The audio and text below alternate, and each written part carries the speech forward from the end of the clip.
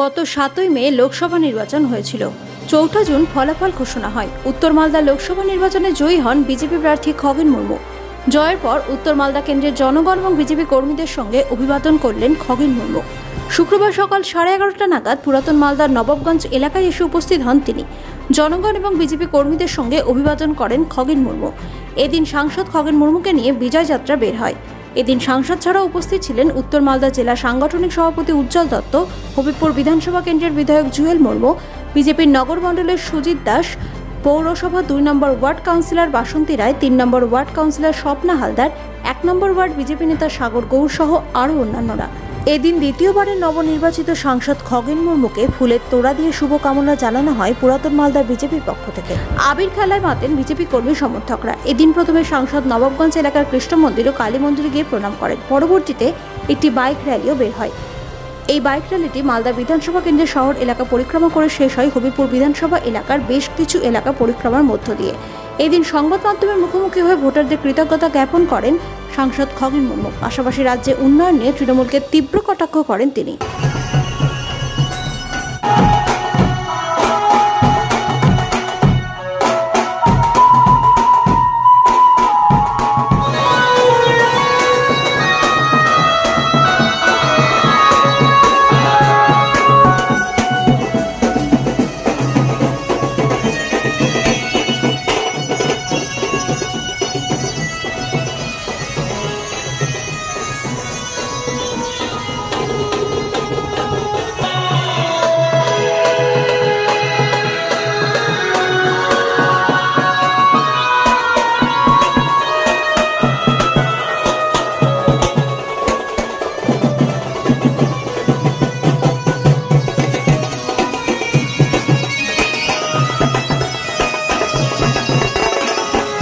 আমাদের ওল্ড মালদা নগর মণ্ডলের সমস্ত ভোটারদের প্রতি আমি কৃতজ্ঞতা জানাচ্ছি তাদের, এবং আমি প্রণাম জানাচ্ছি নতশিরে তাদের। হচ্ছে যে আজকে যেভাবে এই মালদা বিধানসভার মানুষ তারা আমাকে এখানে আশীর্বাদ দিয়েছেন, ওল্ড মালদা নগর মণ্ডলের সমস্ত মানুষ তারা আশীর্বাদ করেছেন, ভারতীয় জনতা পার্টির উপরে ভরসা রেখেছেন, এনডিএকে পুনরায় আমাদের দেশের প্রধানমন্ত্রী এবং আমাদের দেশের দায়িত্ব পালন করবার অধিকার দিয়েছেন।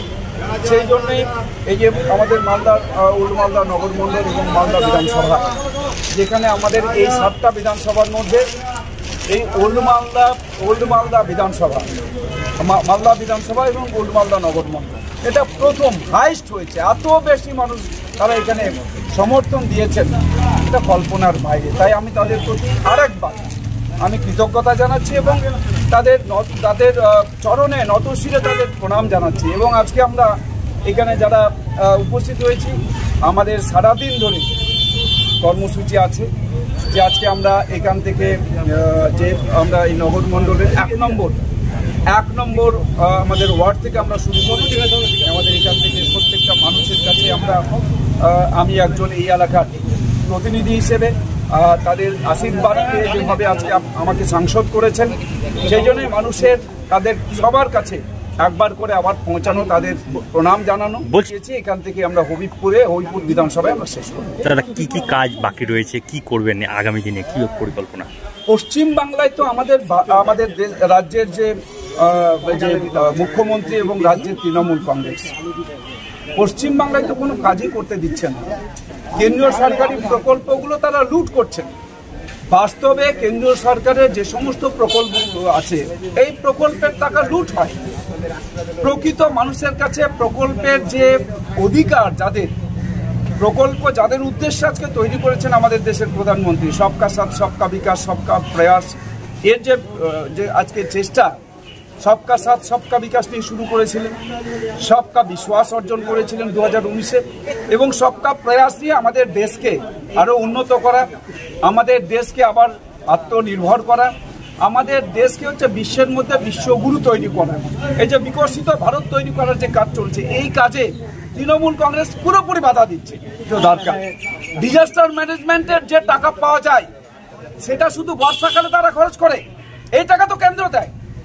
যত কাজগুলো হচ্ছে ভাঙনের, এই কাজগুলোর জন্য কেন্দ্র সরকার তো প্রতি বছর ডিজাস্টার ম্যানেজমেন্টের জন্য আমাদের অর্থ বরাদ্দ থাকে, তৃণমূলের তার ঘরের টাকা না, এটা কেন্দ্র সরকারি প্রকল্পের টাকা। এই টাকাটাও তারা লুট করছে, এই টাকাও খেয়ে নেয় ওরা। ভোটের সময় শুধু এখানে বালির বস্তা, মাটির বস্তা ফেলে, কিছু এখানে পাথর ফেলে, যেগুলো দিয়ে ওরা টাকা লুট করার একমাত্র হচ্ছে তার পরিকল্পনা তারা গ্রহণ করে। তাই তৃণমূল কংগ্রেস, আমি এখানে এটুকুই বলতে চাই, তারা ঘুমিয়ে না থেকে প্রকৃত মানুষের যে সমস্যা, সেই সমস্যা দূর করা উচিত।